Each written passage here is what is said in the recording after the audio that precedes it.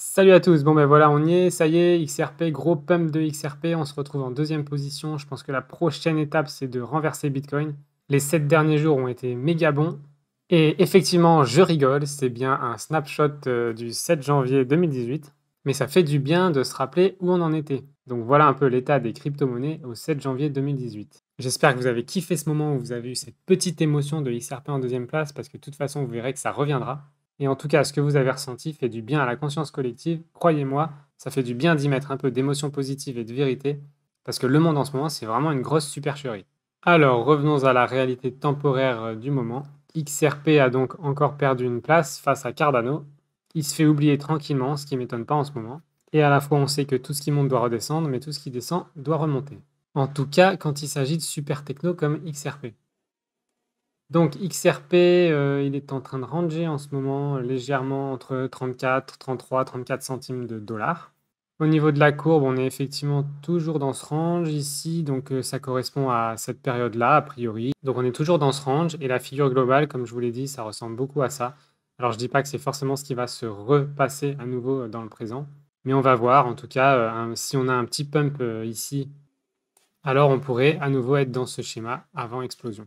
Surtout qu'il y a des bonnes nouvelles en ce moment en septembre, et qu'on pourrait très bien avoir un accord entre la SEC et Ripple assez vite. Donc j'y reviens. Effectivement, donc là, il y a un tweet que j'ai bien aimé et qui est hyper pertinent, et qui explique que assez tôt dans l'affaire SEC versus Ripple, moi j'aime bien inverser, puisque c'est la SEC qui a attaqué Ripple quand même, c'est pas l'inverse. Donc la juge Ned Burn avait décidé que certains mémos internes étaient pertinents. C'était des mémos sur comment traiter Bitcoin, Ethereum et XRP, et sur quels facteurs baser les conclusions, à savoir qui est une security ou qui est une currency, à savoir une devise. Et comme c'était des mémos, ça prouve que rien n'a été officiellement écrit et déclaré à la SEC, rien n'était légalement défini, et donc la SEC ne pouvait pas dire à l'époque si XRP était une security ou une currency. Et ni la SEC ni les cofondateurs de Ripple ne pouvaient le dire. Alors pourquoi cette plainte de la SEC contre Ripple et XRP en particulier, et pas contre Bitcoin et Ethereum? A minima et faute de règles claires, les trois auraient dû être traités de la même manière. Ça montre toute l'aberration de cette affaire, et que c'est que politique et financier pour que la SEC ait décidé d'en attaquer un plutôt qu'un autre. Et donc l'avocat Jérémy Hogan, qui suit l'affaire Ripple de près, a notamment réagi à ce tweet, donc c'est de lui qu'on parle ici, et qui déclare donc qu'un règlement entre la SEC et Ripple, donc un accord entre la SEC et Ripple, pourrait être imminent. Et il dit même que l'affaire pourrait être résolue dès ce mois-ci, en disant que le délai de règlement le plus probable est d'ici à fin novembre, donc d'ici septembre à fin novembre. Ce qui correspond aussi à la mise en route de l'ISO 20022, et je rappelle que Ripple est membre du comité de l'ISO 20022 et pas seulement aux normes. Il est aussi membre, tout comme XLM il me semble. Donc c'est clair que lâcher le lion dans l'arène au moment où l'ISO 20022 va sortir officiellement, ça me semble complètement probable. Donc Jérémy Hogan nous dit effectivement que la SEC devrait être aujourd'hui en mesure de donner plus de clarté sur l'industrie de la crypto-monnaie, en énonçant fermement des règles sur qui est une security et qui est une currency, à savoir une devise. Donc il dit la SEC devrait être en mesure de dresser une liste des 20 principales crypto-monnaies et de nous dire précisément lesquelles sont ou ne sont pas des valeurs mobilières, donc des securities, ou des currencies. Pourquoi elle n'est pas capable de le faire? Pourquoi elle choisit l'ambiguïté?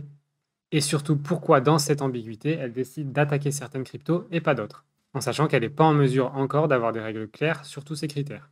D'ailleurs, suite à une plainte contre un employé de Coinbase, la SEC a récemment nommé 9 cryptos qu'elle considérait comme des valeurs mobilières, donc des securities, c'est-à-dire dans le même panier qu'XRP, mais celles-là, elle les a pas attaquées. Pourquoi? On n'en sait rien, et c'est encore une fois toute l'aberration du truc. Moi, je pense clairement qu'il y avait une volonté soit de supprimer le prix du XRP pendant une période donnée, soit d'empêcher Ripple et XRP d'avancer trop vite. Puisque ces 9 crypto-monnaies qu'on voit ici, qui sont donc listées ici, n'ont pas été attaquées, mais sont dans le collimateur de la SEC comme étant des securities.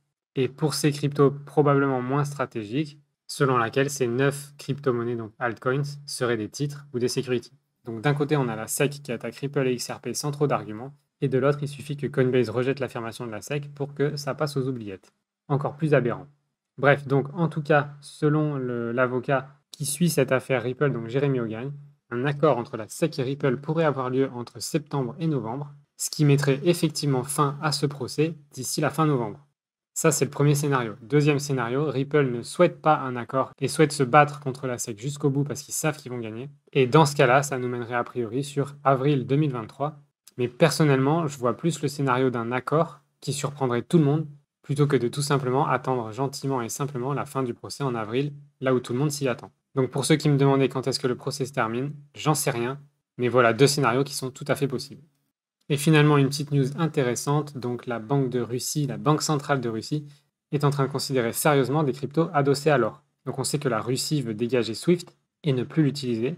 Il y a des rumeurs effectivement que XRP serait adossé à l'or et que ce genre de crypto pourrait intéresser la Russie. Je ne dis pas que la Russie va utiliser XRP, je dis simplement qu'il y a des points qu'on peut relier. Ça rejoint aussi les théories Nezara, Jezara et QFS, dont vous avez une vidéo qui va arriver tout bientôt là-dessus, et vous verrez à quel point tout concorde quand même pas mal. Bref, voilà pour ces quelques news et des dates sur la fin d'un procès Ripple possible. En attendant, moi je me barre à nouveau, donc je me souhaite un bon voyage et je vous souhaite une bonne fin de semaine et je vous dis aussi à très vite.